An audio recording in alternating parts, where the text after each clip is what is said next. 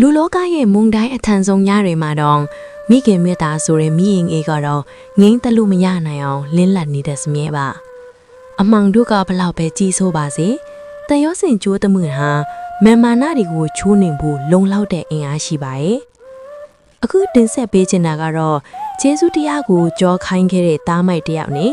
မျက်ရည်တွေချားကနေမေတ္တာမပြတ်ခဲ့တဲ့မိခင်အိုကြီးတူရဲ့နှလုံးသားခရီးစဉ်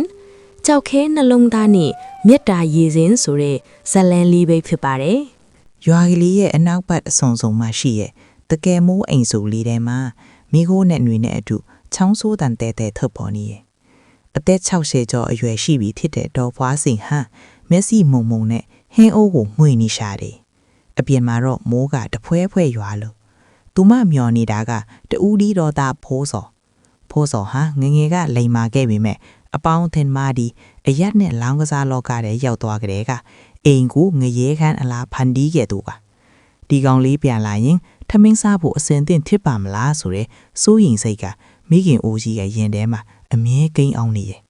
အဲ့ဒီအချိန်မှာပဲအိမ်ရှိတကားကိုအရှိန်နဲ့ကန်ဖွင့်လိုက်တဲ့အတန်ကြီးထွက်ပေါ်လာပါတယ်အပိုင်းနှင်တားမိုက်ရဲ့အပြင်ဟေးအဖွားကြီးထမင်းခွဲပြင်စမ်းဗိုက်စားလာပြီဆိုရဲဟောက်တန်းနဲ့အတူအရက်နံစောနံနေတဲ့ဖိုးစော်အိမ်ထဲကိုရိုက်တိရိုက်တိုင်ဝင်လာတယ်။ဒေါ်ဖွားစင်ကတုံတုံရင်းရင်းနဲ့လာသားအမေဟင်းပူပူလေးချက်ထားတယ်လို့ပြောပြီးပကံပြင်းပေးတယ်။ဒါပေမဲ့ဖိုးစော်ကဟင်းခွက်ကိုကြည့်ပြီးမျက်နှာပြတ်သွားတယ်။ဒီဟင်းမဲလားငါ့ကိုဒါကျွေးဖို့လားလို့ပြောရင်ဟင်းပကံကိုရိုက်ခွဲလိုက်တယ်။ကျွေးပကံကွဲစားတွေဟာဒေါ်ဖွားစင်ရဲ့ခြေထောက်နားမှာပြန့်ကျဲသွားသလိုမိခင်အိုကြီးရဲ့နှလုံးသားလည်းအစိတ်စိတ်အမွာမွာကွဲအဲထွာရရှာတယ်။ငါမှပတ်စံမရှိတော့ဘူး။ရှိရအကုန်ပေးစမ်းလို့ဖိုးစော်ကအော်ဟစ်ပြီးဒေါ်ဖွားစင်ရဲ့ခါးပုံစိတ်ကိုဆွဲခါတယ်။ဒေါ်ဖွားစင်ကငိုယိုပြီးမရှိတော့ဘူးသားရဲ့အမီဆေးပိုးလေးပဲခြံထားတာပါလို့တောင်းပန်ပေမဲ့ဖိုးစော်ကမညာတာပါဘူး။သူကအမီသေးသူကိုတွန်းထုတ်လိုက်ပြီးအိယာအောက်ကဝှက်ထားတဲ့ငွေဆက်လေးတွေကိုလူယူသွားပါတယ်။ဒါကငါကန်ဆန်းဖို့တယ်။မင်းဆေးပိုးကအရေးမကြီးဘူးလို့ပြောကမိုးရဲလေတွေကိုဘုံကနေပြန်ထွက်သွားပါတော့တယ်။ဒေါ်ဖွားစင်ကတော့ကျမ်းပြင်ပေါ်မှာလဲကြရင်တားမိုင်အတော်ဆူတောင်းပေးနေရစေပါ။အပိုင်လီဝိုင်းထဲကပြဿနာရွာလေကဖဲဝိုင်းထဲမှာဖူးစော်တယောက်ရှုံးမဲမဲနေရင်အမိစီကလူလာတဲ့ပတ်စံတွေအကုန်လုံးနာယီပိုင်းထဲမှာပဲပြောင်းတလိထားသွားပြီ။မိမပတ်စံမရှိရင်ထွက်တော့လို့ဝိုင်းတိုင်ကပြောလိုက်တဲ့အခါဖူးစော်ရဲ့ဒေါသကငယ်တိတက်သွားတယ်။ငါ့ကိုအထင်မသိနဲ့လို့အော်ရင်ဘေးနာကအရက်ပလင်းကိုရိုက်ခွေးပြီးရန်ပွဲစလိုက်ပါတော့တယ်။ဆဲဆိုထန်းတွေရိုင်းနှက်ထန်းတွေနဲ့အကျူဖဲဝိုင်းတစ်ခုလုံးယုံစင်းဆန်ခတ်ဖြစ်သွားပြီးဖိုးစော်ဟာတကယ့်လူကိုဓားညောင်နဲ့ထိုးမိသွားတဲ့အထိအခြေအနေဆိုးဝါးသွားခဲ့ပါတယ်။အပိုင်းကထွက်ပြေးရတော့ည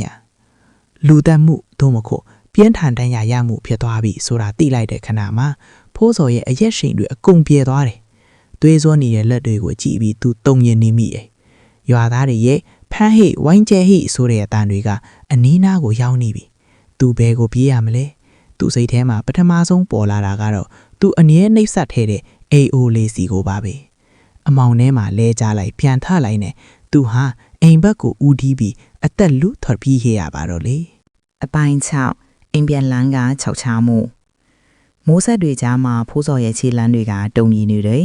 သူ့လက်မှာပေးချန်နေတဲ့သွေးဆက်တွေကိုမိုးရီနှင်းဆေးချပြီးမိတ်စိတ်ထဲမှာတော့အထစ်ရှိစိတ်တွေကဆွဲထင်နေတော့မိတ်ငါလူတက်မိပြီလားငါထောင်ကြတော့မှလားဆိုတဲ့အတွေ့ကသူ့ကိုခြောက်လန့်နေတယ်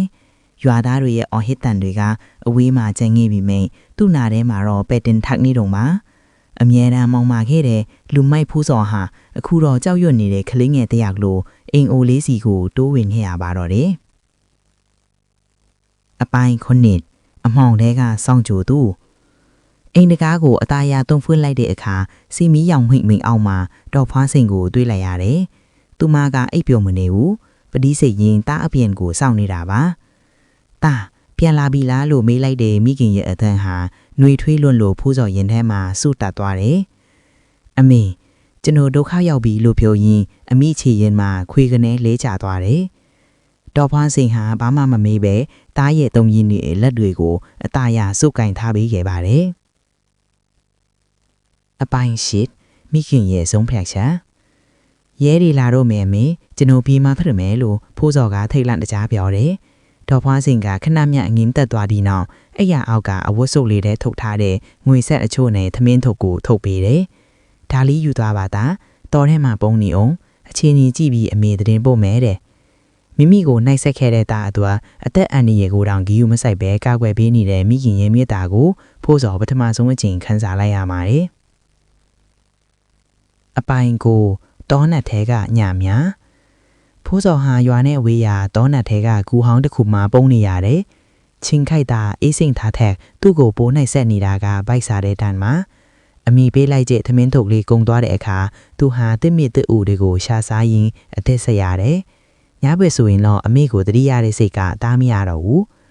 အမိအခုဘာလုပ်နေမလဲငါးကြောင့်ရဲဒီစစ်ဆေးတာခံနေရမလားဆိုတဲ့စိုးရင်စိတ်တွေကသူ့ရဲ့ကြောက်ခဲနှလုံးသားကိုစတင်အေးပျော်စေခဲ့ပါတယ်အပိုင်းစေမမျော်လင့်တဲ့တဲ့တပတ်လောက်ကြာတဲ့အခါဖူးစော်ဟာအချင်းကြီးကိုစုံစမ်းဖို့ရွာနာကိုခိုးကြောင်ခိုးဝတ်ပန်လာခဲ့တယ်အမောင်ထဲမှာပုံရင်ရွာသားတွေစကားပြောနေတာကိုသူကြားလိုက်ရတယ်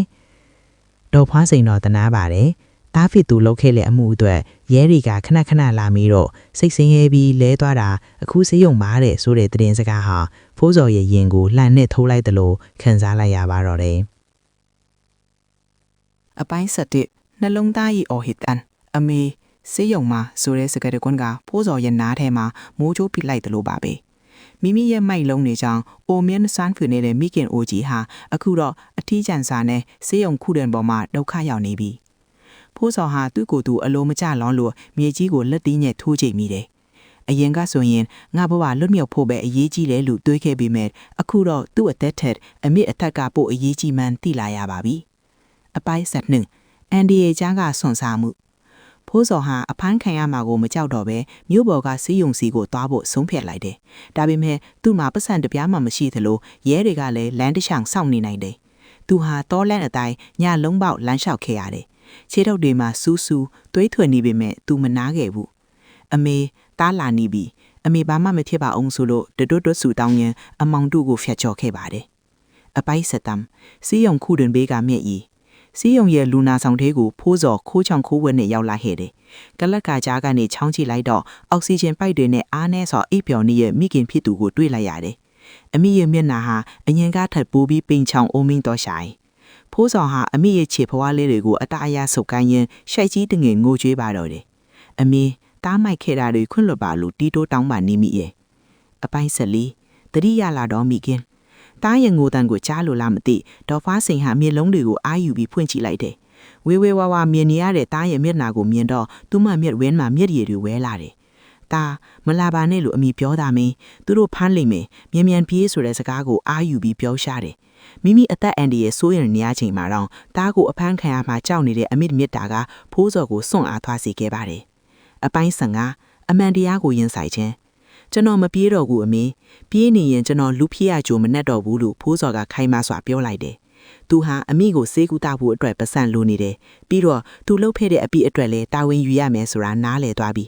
သူဟာအမိကိုရေတကွက်တိုက်ပြီးနောက်ဆေးရုံမှာရှိတဲ့ရေကင်းစီကိုကိုလိုင်းသွားပြီးလက်နဲ့ချအဖမ်းခံဖို့ဆုံးဖြတ်လိုက်ပါတော့တယ်အပိုင်း16တန်တိုင်နောက်ကနောင်တက်ဖိုးစော်လက်ထိတ်ခတ်ခံလိုက်ရပါပြီဒါပေမဲ့ထူးဆန်းတာကသူ့ရင်ထဲမှာအရင်ကထက်ပိုပြီးပေါက်ပါသွားတာပါအဖြစ်ကိုဖုံးကွယ်ထားရတဲ့ဒုက္ခကအဖမ်းခံရတာထက်ပိုဆိုးမှန်းသူအခုမှသိလိုက်ရတယ်တန်တိုင်တွေနောက်မှာထိုင်နေရင်သူတွေးမိတာကအမိအကြောင်းပဲအမိစေးကူတာဖို့အဆင်ပြေပါမလားငါမရှိရင်အမိကိုဘယ်သူပြုစုမလဲဆိုတဲ့အတွေးတွေကသူ့ကိုအေးမပျော်အောင်နှိပ်စက်ညှိပါတော့တယ်အပိုင်း19မမျော်လင့်တဲ့အကူအညီဖိုးစော်ထိုးလိုက်တဲ့လူကကံကောင်းထောက်မစွာနဲ့အသက်မသေးခဲ့ပါဘူးအဲ့ဒီလူဟာဖိုးစော်ကိုယ်တိုင်လာပြီးအဖမ်းခံရတယ်ဆိုတာသိလိုက်ရတဲ့အခါစိတ်ပြောင်းသွားခဲ့တယ်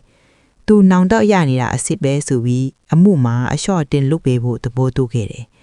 ဒါအပြင်ရွာကလူကြီးအချို့ကလည်းဒေါ်ဖွားစိန်ရဲ့တနာစရာဘဝကိုသိတာကြောင့်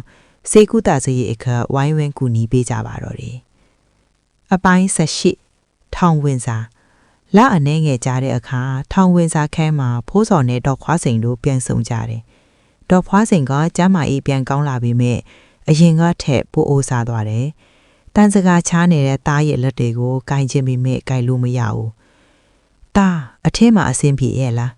အမေအားလုံးကိုခွင့်လွှတ်ပေးသားမှာအမြန်ဆုံးပြန်လာခဲ့နော်လို့ပြောတဲ့အမေစကားကြောင့်ဖိုးစော်မျက်ရည်တွေထိမ့်မရအောင်ကြလာခဲ့ရတယ်အပိုင်း20ပြုပြင်ပြောင်းလဲခြင်းထောင်ထဲမှာဖိုးစော်ဟာအရင်ကလူမိုက်မဟုတ်တော့ဘူးအလုံးကျန်းတွေကိုလည်းတက်တက်ကြွကြွလုပ်တယ်ဘာသာရေးအလုပ်တွေကိုလည်းစိတ်ဝင်စားလာပါတယ်သူဟာစာဖတ်တတ်လာသလိုလက်မှုပညာအချို့ကိုလည်းသင်ယူခဲ့တယ်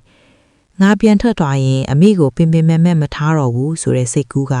သူ့ကိုခွန်အားတွေပေးနေခဲ့ပါတယ်အပိုင်းလွတ်ရက်ကိုစောင့်မြူခြင်းဖိုးစော်ရဲ့ကောင်းမွန်တဲ့အကျင့်စာရိတ်တာကြောင့်သူ့ရဲ့ပြစ်ဒဏ်ဟာရော့ပေါ်သွားခဲ့တယ်လွတ်ရက်နီးလာလေးဖိုးစော်စိတ်လှရှာလေးပါပဲသူထောင်ထဲမှာအလုတ်အားရတဲ့ငွေလေးတွေကိုတေချာစုထားတယ်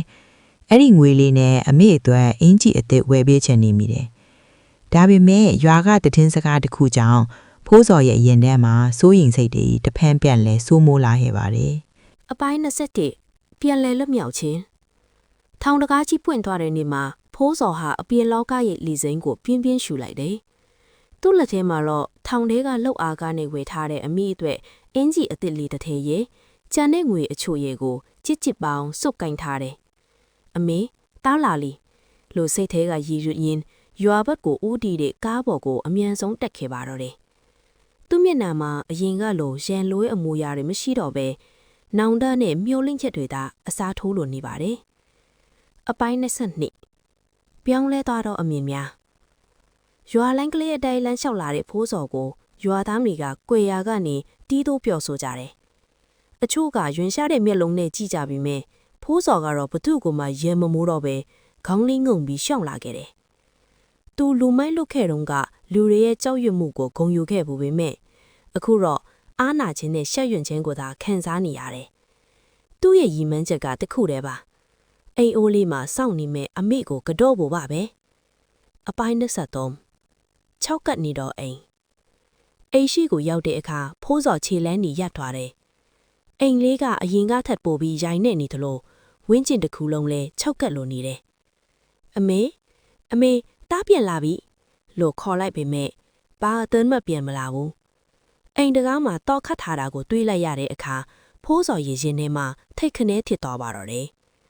ဘေးအိမ်ကတော်ကြီးတယောက်ထွက်လာပြီးဖိုးစော်မင်းပြန်လာပြီလားလို့မေးတဲ့အတန်မှာဝမ်းနဲ့ရီတွေပါနေတာကိုသူတတိပြုလိုက်ပါတယ်အမေကတော်ကြီးကျွန်တော်မေဘဲမှာလဲလို့ဖိုးစော်ကတုံရင်စွာမေးလိုက်တယ်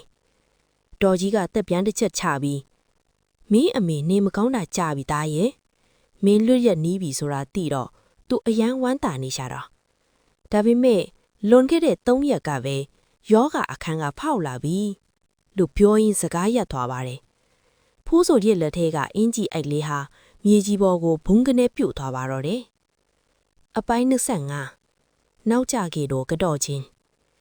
ဖိုးစော်ဟာရွာတုတ်တန်ကမြေပုံအသက်လေးရှိမှာအယူတယောက်လိုဒူးထောက်ငိုကြွေးနေမိတယ်အမေတားပြန်လာပြီလေတားအသက်အင်ကြီးအသက်လေးဝဲလာခဲ့လေတားကိုတစ်ခါတော့ပဲစူပေါင်းအမေရလို့အော်ဟစ်တောင်းပန်မိမဲ့မြေပုံလေးကတော့ငြိမ်သက်လိုနေပါတယ်မိခင်တယောက်ရဲ့မိသားကိုနားလေခြင်းမှာမိခင်ကမရှိတော့ဘူးဆိုတဲ့အသည့်ဟာဖိုးစော်အတွက်ဘဝရဲ့အကြီးမားဆုံးသောဒဏ်ရာတစ်ခုဖြစ်သွားခဲ့ရပါသည်အပိုင်း26အလင်းပြောက်တိုညံ့များအမေမရှိတော့တဲ့အိမ်အိုလေးထဲမှာဖိုးစော်ဟာအမောင်ထဲမှာတယောက်တည်းထိုင်နေမိတယ်အရင်ကအမေရှိစဉ်ကချက်ကျွေးခဲ့တဲ့ဟင်းနံလေးတွေအမေရဲ့ချောင်းစိုးတန်လေးတွေကိုသူနားထဲမှာကြားရောက်နေမိတယ်ငါမှပြုပြင်ဖို့အချင်းရှိပါသေးတယ်လို့အမေနောက်ဆုံးပြောခဲ့တဲ့စကားကိုပြန်တွေးရင်ဖိုးစော်ဟာအရက်ပလင်းကိုကင်မဲ့အစားအမေရဲ့ပတီးဟောင်းလေးကိုသာကြစ်ကြစ်ပါအောင်စုပ်ကင်ထားပါတော့တယ်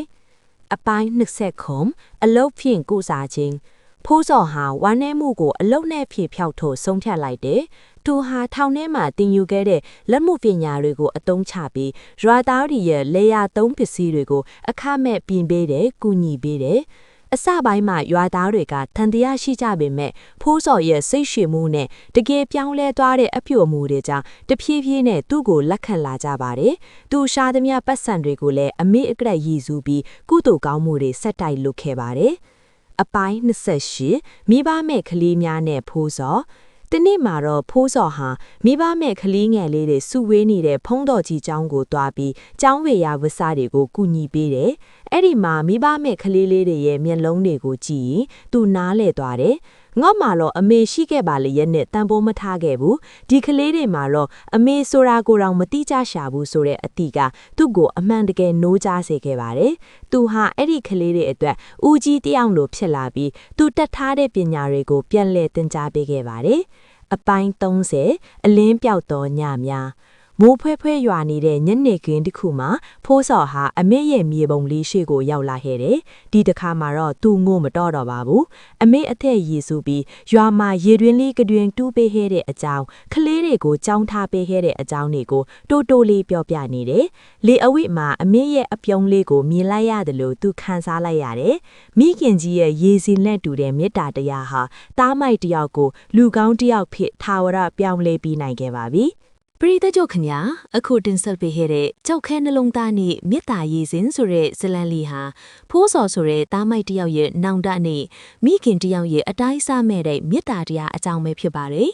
ကျွန်တော်တို့လူလောကမှာနောင်တဆိုတာနောင်မရတတ်တာသဘာဝဆိုပြီးမဲ့အချို့သောနောင်တနေဟာပြုပြင်ခွင့်ရဖို့အချိန်မမီတော့တာမျိုးလဲရှိတတ်ပါတယ်ဖိုးစော်ဟာလူကောင်းတယောက်ဖြစ်လာခဲ့ပြီးမဲ့သူ့ကိုလူလားမြောက်အောင်ကျွေးမွေးခဲ့တဲ့အမေကြီးကိုတော့ပြန်လည်ပြုစုခွင့်မရလိုက်ရှာပါဘူးဒါဟာကျွန်တော်တို့ပတ်ဝန်းကျင်မှာတကယ်ရှိနေနိုင်တဲ့ဖြစ်ရမှန်ပုံကြီးတစ်ခုလည်းဖြစ်ပါတယ်ဒီဇလန်လေးကိုနားဆင်ပြီးတဲ့နောက်မှာကျွန်တော်တို့အားလုံးကိုပြန်မေးကြည့်ကြရအောင်ပါငါတို့ရဲ့အနီးနားမှာရှိတဲ့ငါတို့ကိုအမြဲတမ်းငဲ့ညာနေတဲ့မိဘဘိုးဘွားတွေကိုငါတို့တန်ဖိုးထားရလားသူတို့ရှိနေတော့မှဂယုစိုက်ဖို့မေ့လျော့နေကြသလားမိဘဆိုတာသားသမီးကဘလောက်ပဲမိုက်ဘလောက်ပဲအမားလုံးခွင့်လွတ်ဖို့အမြဲအသိရှိနေတဲ့သူတွေမှာဒါပေမဲ့သူတို့ရဲ့တက်တန်ကတော့ကျွန်တော်တို့ကိုထာဝရစောင့်နေပြီးမှမဟုတ်ပါဘူးဒါကြောင့်အချိန်မနှောင်းခင်မှာမိဘကိုလှုပ်ကြွေးခွင့်ရခြင်းဆိုတဲ့ကုသိုလ်ထူးကိုအရယူကြပါလို့အမှားစကားပါခြင်းပါတယ်အခုလိုဘဝအတွက်ခွန်အားဖြစ်စေမဲ့ဇလန်းကောင်းဒီရင်တဲကိုထိရှာစေမဲ့ပုံကင်းတွေကိုနေ့စဉ်တင်ဆက်ပေးနေတာကတော့ကျွန်တော်တို့ရဲ့6 o'clock channel လေးပဲဖြစ်ပါတယ်ကျွန်တော်တို့ဟာလူသားတွေရဲ့စိတ်ဓာတ်ကိုမြင့်တင်ပေးနိုင်ဖို့နဲ့ဘဝရဲ့အလတ်တရားတွေကိုမြင်နိုင်ဖို့အတွက်အကောင်းဆုံးဇလန်းတွေကိုအမြဲတမ်းစူးစမ်းအားထုတ်ပြီးတင်ဆက်ပေးနေတာပါနောင်လာမယ့်ဇလန်းအသစ်တွေကိုလက်မလွတ်တမ်းနားဆင်နိုင်ဖို့အတွက်အခုပဲကျွန်တော်တို့ရဲ့6 o'clock channel လေးကို subscribe လုပ်ထားပေးကြပါအောင်ခင်ဗျာဗီဒီယိုအသစ်တင်တိုင်းသိရအောင်ဘေးနားက notification bell ခေါင်းလောင်းလေးကိုလည်းနှိပ်ထားဖို့မမေ့ပါနဲ့နော်တင်တို့ရဲ့ like တစ်ချက် comment တစ်ခုဟာကျွန်တော်တို့အတွက်နောက်ထပ်ဇလန်းကောင်းတွေဖန်တီးဖို့အင်အားတွေထစ်စေပါတယ်အဆုံးထိနားဆင်ပေးခဲ့ကြတဲ့ပရိသတ်တယောက်ချင်းစီကိုကျေးဇူးအထူးတင်ရှိပါတယ်။နောက်ထပ်စိတ်ဝင်စားစရာကောင်းတဲ့ဇလန်းတစ်ပုဒ်မှာပြန်လည်ဆုံတွေ့ကြမယ်နော်။အားလုံးပဲကိုယ်စိတ်နှဖျားကျမ်းမာချမ်းသာကြပါစေခင်ဗျာ။